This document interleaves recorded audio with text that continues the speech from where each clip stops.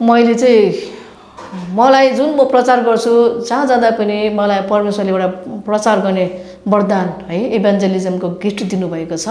अनि म आफ्नै शक्तिमा प्रचार गर्दिनँ, परमेश्वरको शक्तिद्वारा प्रचार गर्छु। अनि प्रचार धेरै ठाउँमा गर्दाखेरि मलाई पनि धेरै खेदो सतावट आएको छ। हिन्दूवादीहरू नै हुनुहुन्छ उहाँहरू, अब पढे लेखे जतिकै बुद्धिमानी ज्ञानी भए तापनि अब उहाँहरूलाई पनि परमेश्वरको विरुद्ध खडा हुने एउटा आत्माले चाहिँ उहाँहरूलाई चलाउनु भएर मलाई कतिवटा जबहरूबाट टर्मिनेट गर्नुभएको छ। अनि गाडीहरूतिर कतिवटा प्रचार गर्दा, म टेम्पोमा प्रचार गर्दा भर्खर नयाँ नयाँ विश्वासी थिएँ, 1 वर्ष भएको थिएन। त्यति बेला टेम्पोमा धेरै म ट्र्याक्सहरू लिएर प्रचार गर्दा अरूलाई बाँड्थेँ। अनि मेरो एकजनाको विरुद्धमा धेरैजना बोल्नुहुन्थ्यो, 10 जना 12 जना त्यहाँ बोल्नुहुन्थ्यो टेम्पोहरूबाट है। अनि भोलिपल्ट म गएर गएर रत्नपार्कमा गएर चाहिँ म 500-1000 ट्र्याक्सहरू बोकेर त्यहाँ प्रचार गर्थेँ। मलाई त्यो सबै परमेश्वरले दिनुभएको शक्ति र सामर्थ्य आँट हो होइन। तर उनीहरूले जेसुकै गरे तापनि उनीहरूले चाहिँ मलाई होइन परमेश्वरको विरुद्ध बोलेका छन्। र मैले धेरैचोटि महसुस गरेको छु, कतिजनाले बसहरूमा डाइरेक्ट, कतिजना चाहिँ यसरी के अरे हात हाल्न पनि आउने है, कसै छोरा मान्छे भएर एउटा महिलासँग चाहिँ जुझ्न आउने, त्यस्तो किसिमको व्यवहारहरू मैले धेरै देखेको छु। तर मेरो चाहिँ एउटै प्रार्थना छ, हे प्रभु यी मूर्खहरूले जस्तो किसिमको मूर्खताको व्यवहार गर्छन् उनीहरूलाई क्षमा गर्नुहोस्, तर उनीहरूले तपाईँको राज्यभित्र पस्न सकुन्, उनीहरूले परमेश्वरलाई चिन्न सकुन्। कसरी हुन्छ, दण्ड सजाय दिएर हुन्छ कि अथवा प्रेमद्वारा हुन्छ, कसरी हुन्छ, उनीहरूको जीवनमा दुःख कष्ट आउन दिएर हुन्छ, कसरी हुन्छ, उनीहरूले चाहिँ परमेश्वरलाई खोजुन् पाउन् भन्ने मेरो चाहिँ अन्तिम प्रार्थना यही हो।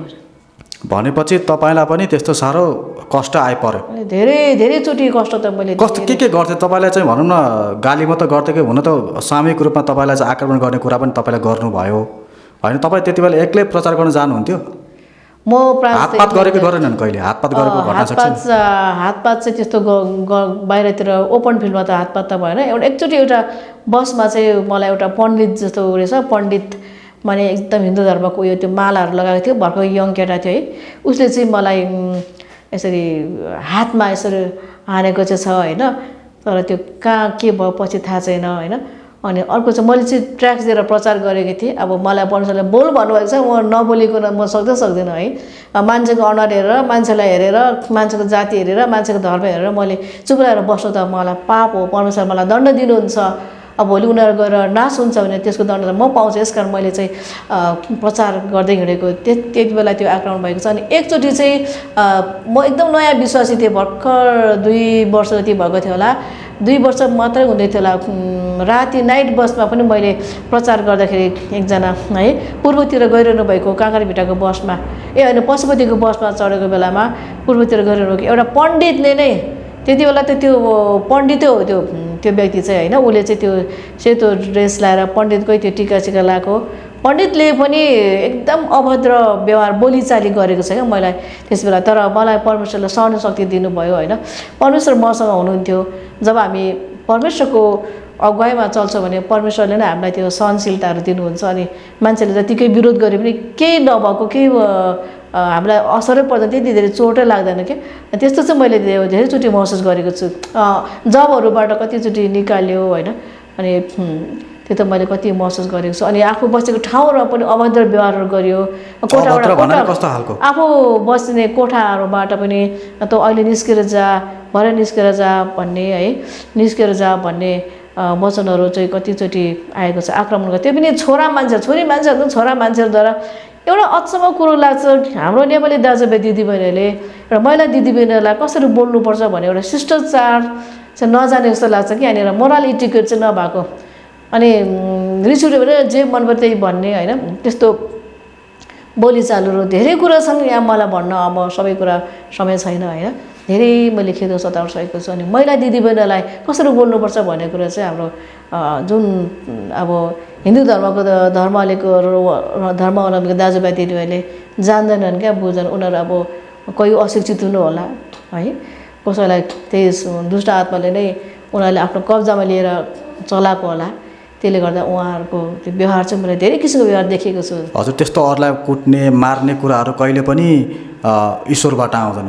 त्यो चाहिँ गीतामा पनि तपाईँले के देख्न सक्नुहुन्छ, महाभारतमा पनि के देख्न सक्नुहुन्छ नि, जुन पनि हत्याहरू जे त्यो भएर चाहिँ केही पनि यो कालो शक्तिबाट भएको हो, अथवा जुन सुप्रिम ईश्वरबाट होइन तर लो लेभलको आकाशमा डुली हिँड्ने देवहरूबाट प्रेरित भएर भएको हो जस्तो बलिदानहरू पनि विशेष गरी त्यस्तै खालको ईश्वरहरूले मात्र पिउँछन् खान्छन् भन्ने कुराहरू उनीहरूको ग्रन्थले गर्दछ र अहिले त्यस्ता खालको श्रापित कामहरू उहाँहरू आफैले गरेर कारणले गर्दा उहाँको धर्म ग्रन्थ अनुसार उहाँहरू आफै बाँधिनु भएको छ। तपाईँको बहुमूल्य समयको लागि धन्यवाद। दर्शकबिन हामीले केही महत्त्वपूर्ण कुरामा छलफल गऱ्यौँ। उहाँ एउटा सताइएको सेवकका पनि हुनुहुन्छ र आज तपाईँको माझ यसरी उहाँको छोटो सतावटको सम्बन्धी गवाई हाल्न पाउँदा पनि हामीलाई खुसी लागेको छ। तपाईँले सुरुदेखि अन्तसम्म हेरेर हामीलाई सपोर्ट गर्नुभयो। यदि तपाईँले हाम्रो च्यानललाई पहिलोचोटि हेर्नुभएको छ र सब्सक्राइब गर्न भएको छैन भने सब्सक्राइब गर्न नभुल्नु होला। एउटा कुरा भन्न चाहन्छु। हजुर, मैले प्रभुलाई पाएको समयदेखि नै मैले प्रचार गर्दै आएको छु अनि म चाहिँ मेरो मृत्युको अन्तिम घडीसम्म अन्तिम साससम्म पनि प्रचार गरि नै रहनेछु। चाहे त्यो राजाको अगाडि गर्नु परोस्, मन्त्रीको अगाडि गर्नु परोस्, संसारको सबैभन्दा बुद्धिमानी ज्ञानी शास्त्रीको अगाडि गर्नु परोस्, तर म प्रचार चाहिँ गरिरहनेछु। कसैको धम्कीदेखि म डराउने छैन। कसैले लोभ लालच देखाउँदामा म चुप लागेर बस्ने छैन। तर म चाहिँ परमेश्वरको जीवित वचनको सुसमाचार प्रचार गरिरहन्छु। किनभने म जे गर्दैछु त्यो चाहिँ उहाँहरूको जीवन बचाउनलाई, उहाँलाई जीवन दिनलाई मैले गरिरहेको छु। डनहरूको अगाडि गर्नुपर्ने पनि गर्नेछु, ठुल्ठुलो डाकाहरूको अगाडि गर्नुपर्ने पनि गर्नेछु। तर म कसैसँग डराउँदिनँ। म चाहिँ उनीहरूसँग चाहिँ एग्रिमेन्ट उनीहरूको कुरामा चाहिँ म एग्री गर्दिनँ है। हुन्छ, धन्यवाद। जय मसी।